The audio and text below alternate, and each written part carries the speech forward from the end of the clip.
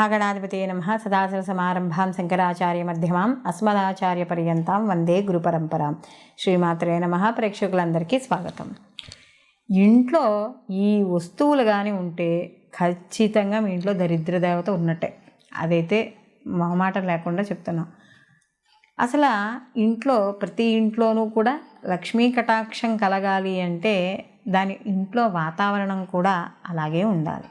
ఇంట్లో వాతావరణం కావచ్చు, వస్తువులు కావచ్చు, ఎప్పుడైతే లక్ష్మీప్రదంగా ఉంటాయో ఆటోమేటిక్గా మనకి ఇల్లంతా కూడా లక్ష్మీ కటాక్షంతో ఉండడం అనేది జరుగుతుంది. మరి ఏమిటి ఇంతకీ ఆ వస్తువులు, ఇంట్లో ఉండకూడని వస్తువులు అనుకుంటే ముఖ్యంగా మనకి ఈ అలుగుగుడ్డలు అంటాం. అంటే మనం చేతికి ఒంటింట్లో తుడుచుకుని గ్యాస్ స్టవ్ దగ్గర తుడుచుకునే గుడ్డలు చూస్తే ఒక్కోసారి ఎలా ఉంటాయంటే మనకి ముట్టుకుంటే జారిపోతున్నట్టు జిగురుగాను, లేకపోతే నల్లగాను చిరిగిపోయి ఇష్టం వచ్చినట్టు ఉంటాయి. కాబట్టి అలాంటి గ్యాస్ స్టవ్ దగ్గర తుడుచుకునే అలుగుగుడ్డలు ఎప్పుడూ కూడా ఏ రోజుకి ఏ పూట కాపూట మనము గ్యాస్ స్టవ్ దగ్గర శుభ్రం చేసుకున్న తర్వాత వాటిని సబ్బుతో ఉతుక్కుని నీట్గా ఆరేసుకోవాలి.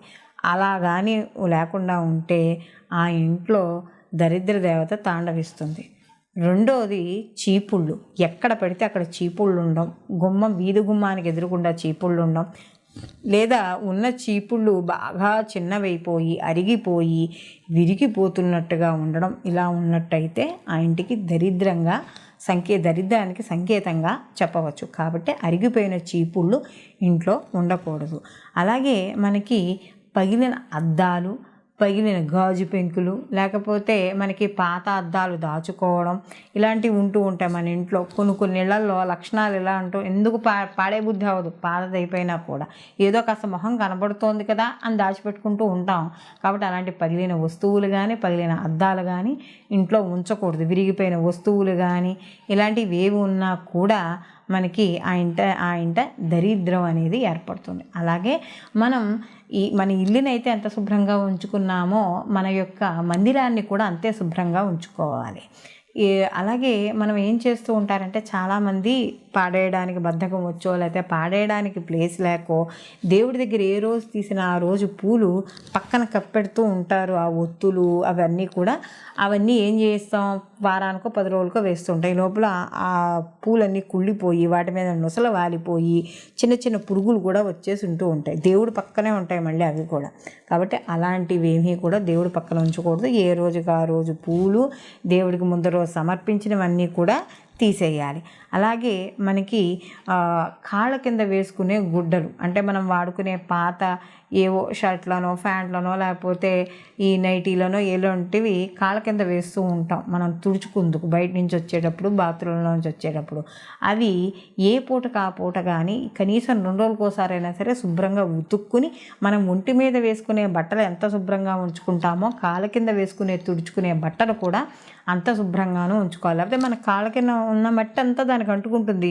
ఆ మట్టి అంతా శుభ్రంగా అలా మనం ఉతుక్కోకుండా ఉంచితే ఇల్లంతా కూడా అదే మట్టిలా తయారవుతుంది ఎంత శుభ్రం చేసినా. కాబట్టి ఏ ఇంట్లో అయితే అలా చండాలంగా ఉంటుందో ఆ ఇంట్లోకి లక్ష్మీదేవి అనేది రాదు. అలాగే ఇంట్లో ఎవరికైనా బట్టలు ఇవ్వబుద్ధి అవ్వదు. మనసు తొందరగా ఎవరికి అబ్బాయి మంచి బట్టలు కదా దాచుకుందాం, ఏముంది కుట్టించుకుందాం అని చెప్పి. కాబట్టి ఇంట్లో చిరిగిపోయినవి, మాసిపోయిన బట్టలు, అలాగే మనకి పొట్టైపోయిన బట్టలు ఇవన్నీ కూడా దాచిపెట్టుకుంటూ ఉంటాం అటకల మీద వాటి మీద.